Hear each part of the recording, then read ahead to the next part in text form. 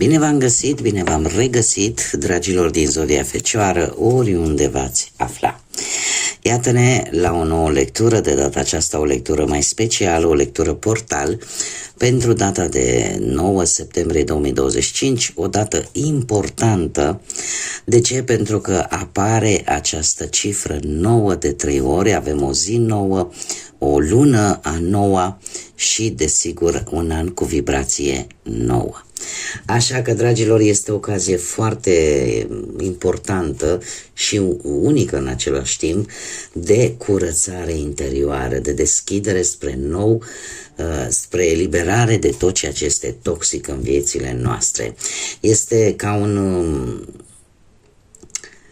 vortex foarte energetic, extrem de puternic, care aduce o încheiere karmică, poate să aducă mai multă maturitate, mai multă înțelepciune, dar și nevoia de a transforma, de a aduce aceste schimbări necesare în viețile noastre. Acest portal va activa și va amplifica intuiția, claritatea, dar vindecarea. Cred că cel mai important e acea vindecare profundă față de noi înșine și față de, poate, de ceilalți.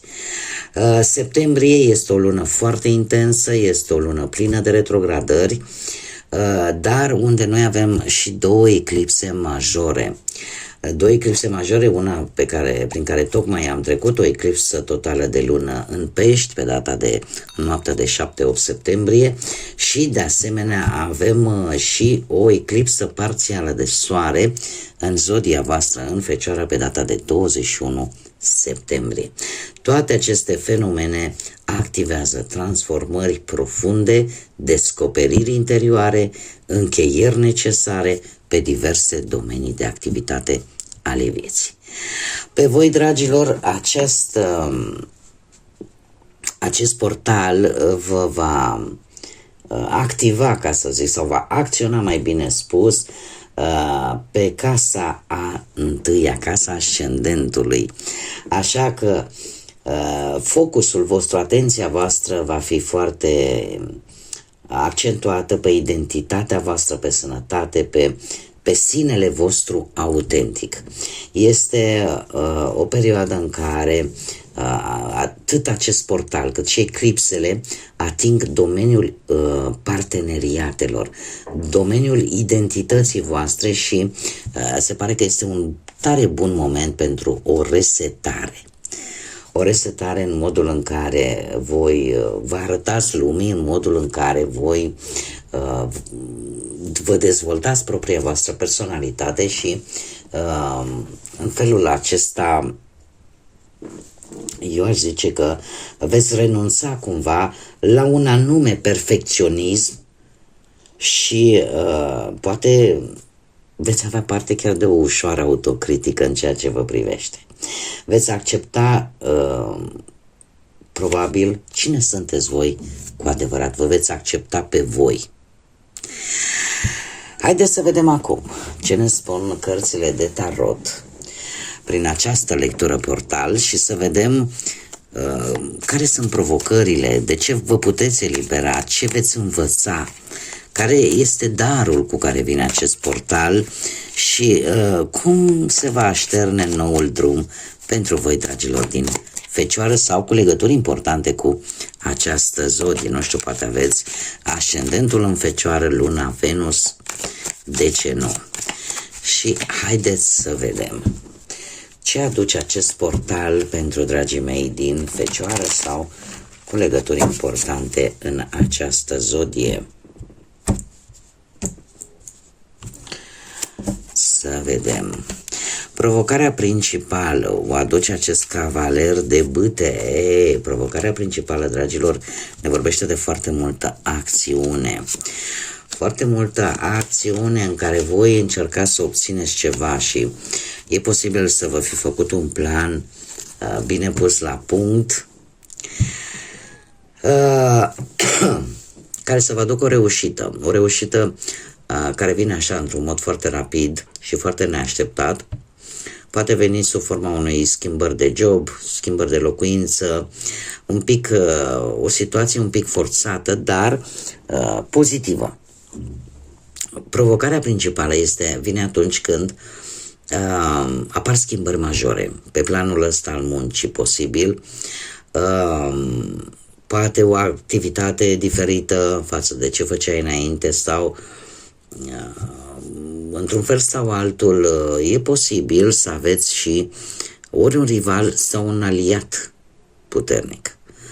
Voi trebuie să adaptați. Cineva care are legături cu zodiile de foc, berbec, leu, săgetător, și care vine ca o provocare adusă de acest portal, este cineva care poate să acționeze atât pozitiv cât și negativ în viețile voastre. Eu tind să cred că totuși vine ceva, chiar dacă e un pic forțat, dar este totuși ceva pozitiv. Ce puteți elibera? Da? De ce puteți scăpa cu ocazia acestui portal? Păi, în primul și în primul rând, eu cred că ați putea scăpa de anumite surprize neașteptate, de anumite tendințe destul de înșelătoare, de anumite stări impulsive de care puteți scăpa și, desigur, puteți scăpa de un compromis. Un compromis atât pe plan profesional, chiar și material, dar și sentimental. Ce puteți învăța în urma acestui portal? Care este înțelepciunea pe care voi o veți extrage din această experiență, dragilor? În primul și în primul rând, eu cred că veți reuși să scăpați de acea nerăbdare, de acele persoane destul de obositoare care posibil să vă tot dea târcoale așa. Veți învăța, cred că este cel mai important, să nu dezvăluiți anumite informații ale voastre strict personale altor persoane. Pentru că știți cum e, că de multe ori se face această greșeală și experiența nu este una tocmai plăcută. De ce? Pentru că te poți trezi că toate acele informații, toate acele secrete cumva sunt folosite împotriva voastră și apar regretele. Dar se pare că această înțelepciune, acest învățământ pe care voi îl deprindeți este tocmai acesta. În primul și în primul rând, de a nu vă pierde răbdarea, în al doilea rând de a scăpa poate de acele energii obositoare din viața voastră sau de a nu mai dezvălui secretele așa oricui, sau poate ar fi mai bine chiar să nu le dezvăluiți. Sunt lucruri care trebuie să le țineți pentru voi. De asemenea, e posibil ca atunci când, nu știu, aveți de făcut anumite lucruri legate de documente, da? Să nu le mai luați personal.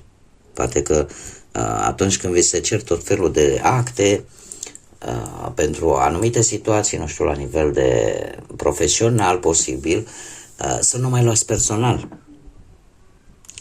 Da? Și să înțelegeți că probabil asta este situația.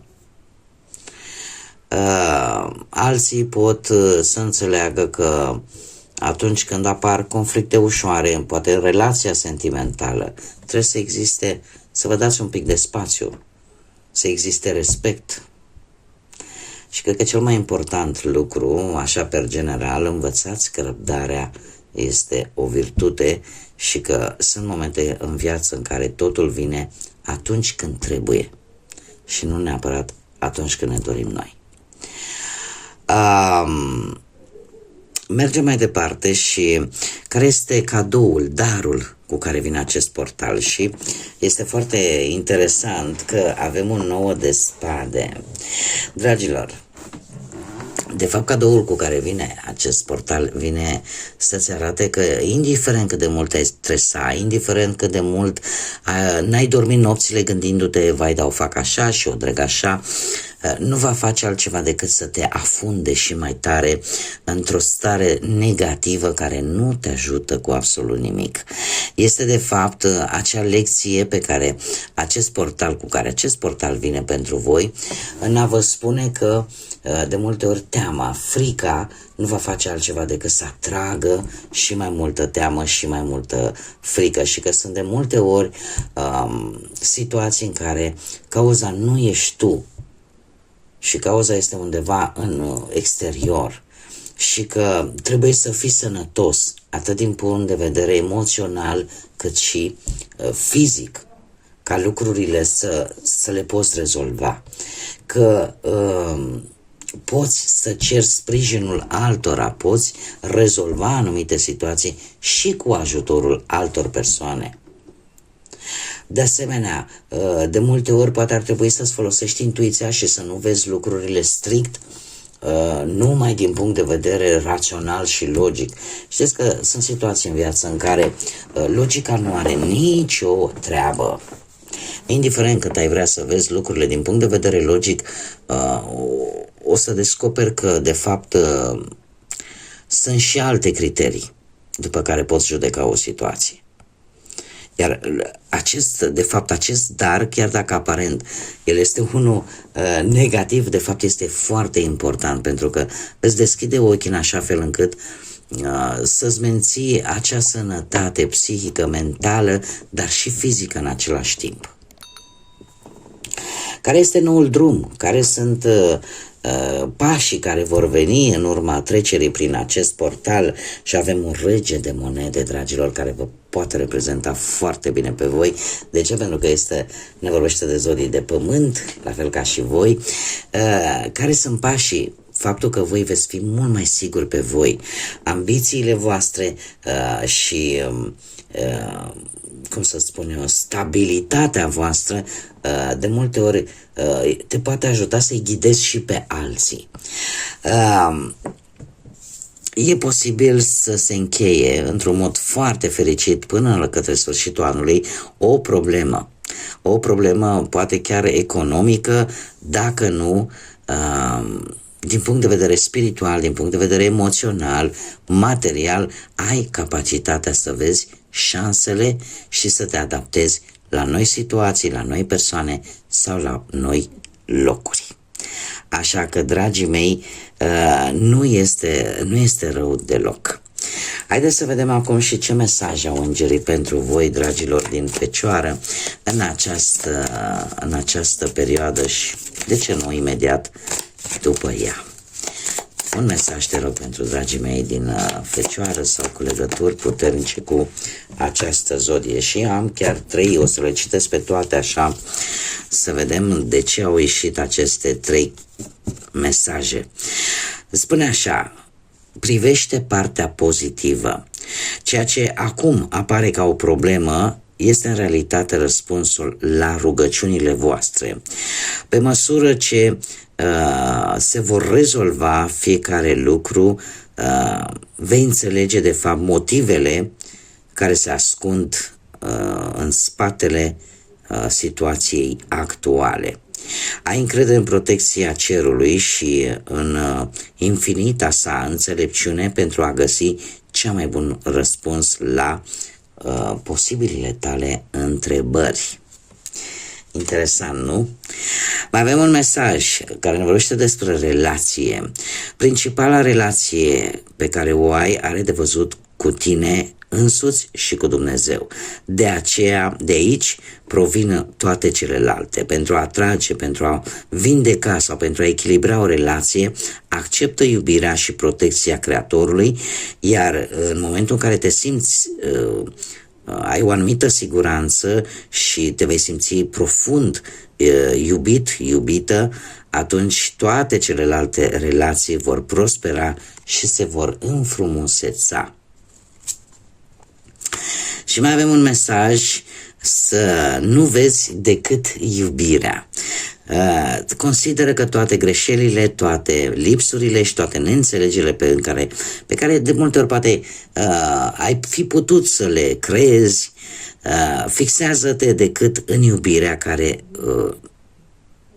rezidă și care există în fiecare persoană, incluzându-te chiar și pe tine. Dacă te concentrezi pe partea asta a iubirii, fiecare situație se va soluționa de formă miraculoasă. Este de fapt un îndemn, dacă îmi dați voie, din ce văd eu aici, chiar toate aceste 3 mesaje au un punct în comun. Și anume ne vorbesc de faptul că poate ar fi momentul. Ne vorbește foarte mult de voi înșivă. De voi înșivă și de faptul că, într-un fel sau altul, trebuie să aveți mai multă încredere în voi, să vă iubiți pe voi, să vă acceptați pe voi, să corectați acolo unde voi considerați că trebuie corectat ceva, dar să o faceți cu căldură, cu iubire, așa cum o face Dumnezeu cu noi și ne iartă orice tâmpenie am face. Și pentru cei care nu aveți, sunteți atei, poate nu aveți niciun fel de credință, putem vorbi de univers. Dacă am stat să ne gândim de câte ori ar trebui să fim pedepsiți pentru greșelile pe care le facem, unele cu voie, altele fără voie, dar le facem. Dar știți cum e? De multe ori trebuie la rândul nostru, să ne înțelegem noi pe noi și acest portal de fapt cu asta vine. Cu această înțelegere, cu această formă de maturitate, de a gândi matur și de a ne da seama unde greșim, unde trebuie să corectăm, unde trebuie să evoluăm. Bun, dragilor, știu că mulți dintre voi în această perioadă vă celebrați zilele de naștere, iar eu trebuie n-am cum să pierd această ocazie să vă urez un la mulți ani sincer, multă sănătate, tot ce vă doriți și fie ca acest portal să vă aducă tot ceea ce voi aveți nevoie. Da? Pentru că dacă vă aduce ceea ce voi aveți nevoie în acest moment, restul eu zic că vine de la sine. Așa că mii de mulțumiri tuturor celor care au așteptat cu înțelegere și cu răbdare această lectură și multe altele care vor urma. Și desigur nu uitați de like-uri, de distribuiri, de comentarii. Cei care încă nu v-ați abonat, eu vă invit cu mare drag să o faceți dacă ați rezonat, dacă simțiți că există un interes pentru voi vis-a-vis de ceea ce fac eu aici. Așa că până data viitoare, când ne vom reîntâlni la o nouă lectură, eu vă doresc tot binele din lume, multă energie pozitivă și desigur să fiți iubiți, dragilor.